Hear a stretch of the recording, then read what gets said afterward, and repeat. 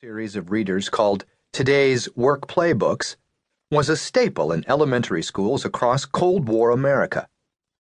For David Lynch, who encountered it as a 6-year-old in Spokane, Washington, its cheerful depictions of small-town contentment remain the burnished epitome, the literal storybook version, of his 1950s upbringing.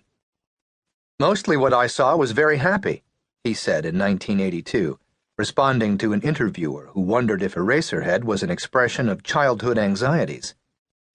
"It was good times on our street." "It's morning again in America," goes the soothing opening line of Ronald Reagan's best-known campaign commercial, titled Prouder, Stronger, Better, an uplifting paean to the ideals of marriage, family, hard work, and home ownership. This dense, minute-long montage of everyday Americans doing profoundly American things saturated the airwaves during the election season of 1984, with the economy on an upswing and patriotic sentiment cresting in anticipation of the Soviet-boycotted Los Angeles Summer Olympics.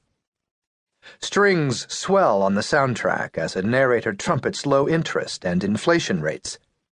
The gauzy images promise good times on every street. A boy bikes along a sidewalk on his paper route. A nuclear family proudly carries a rolled-up rug into their picket-fenced house. Children look skyward as a firefighter raises the stars and stripes. More than 54 million Americans voted for Reagan in his landslide re-election over Walter Mondale that year. One of them was David Lynch, who was also twice a guest at the Reagan White House. Lynch typically avoids political statements and has described himself as a libertarian.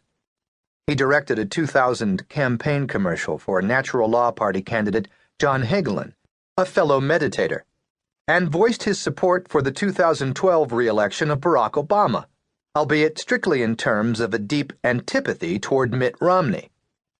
If you just rearrange a few letters, Romney becomes our money. I believe Mitt Romney wants to get his mitts on our money. The few times Lynch explained his support of Reagan, he provided entirely vague or superficial reasons. "I liked this one speech he read early on at a convention.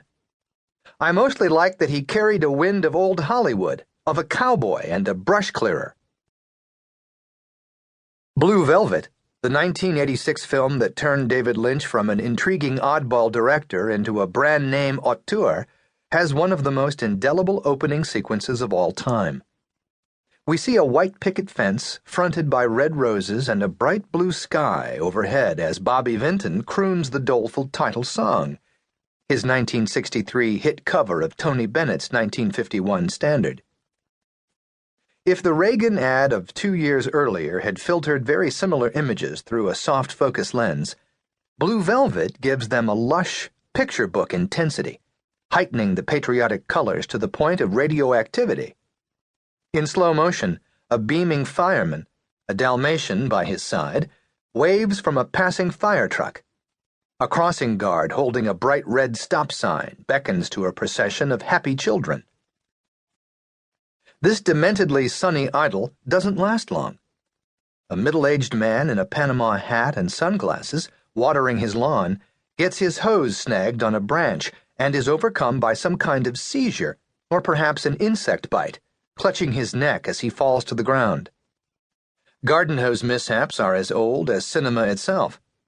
For one of their first films, The Sprinkler Sprinkled, from 1895, the year of the medium's birth, the Lumiere brothers turned their newly invented cinematograph on a gardener who gets completely drenched as a result of a practical joke.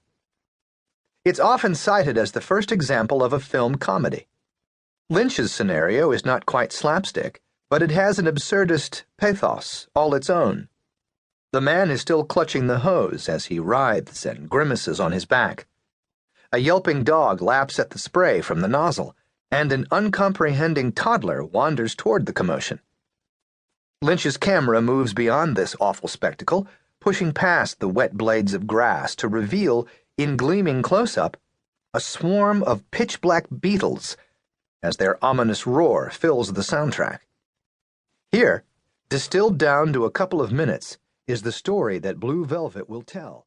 To keep listening to this audiobook for free, click the link in the description. It will take you to a free Audible trial where you can listen to this and many other books for free for 30 days.